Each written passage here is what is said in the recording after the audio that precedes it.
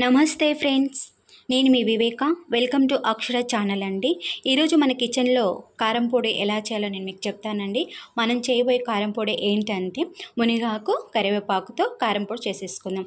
First మునగాకులో వచ్చేసి ఈ మునగాకులో ఏంటంటే కాల్షియం ఫుల్గా ఉంటుందండి. అందులో ఒకటి విటమిన్ సి ఉంటుంది, బి కాంప్లెక్స్ ఉంటుంది. ఇది ఫైబర్ రిచ్ ఫుడ్ అండి. దీన్ని వాడటం వల్ల పిల్లలు కూడా పెద్దలు కానీ ముసలోళ్ళకి షుగర్ పేషెంట్ ఉంటారు కదండి, ఆ షుగర్ని కూడా నియంత్రించవచ్చు అనమాట. దీన్ని వాడటం వల్ల చాలా యూజెస్ ఉన్నాయండి. అందులో ఒకటి ఇంకోటి ఏంటంటే కరివేపాకు అండి. కరివేపాకు చాలా చాలా బెనిఫిట్స్ ఉన్న ఫుడ్ అండి. ఇప్పుడు ఉన్న కాలంలో మన జుట్టు రాలిపోవటం కానీ ఇలాంటివి ఉంటే విటమిన్ ఏ లోపం కూడా చాలా ఉంటుంది కదండి. అందులో విటమిన్ ఏ కూడా ఉంటుంది కరివేపాకులో. జుట్టు రాలటం తగ్గిస్తుంది. అందులో ఈ విటమిన్ ఏ వల్ల ఏంటంటే కంటి చూపును కూడా మెరుగుపరుస్తుందండి.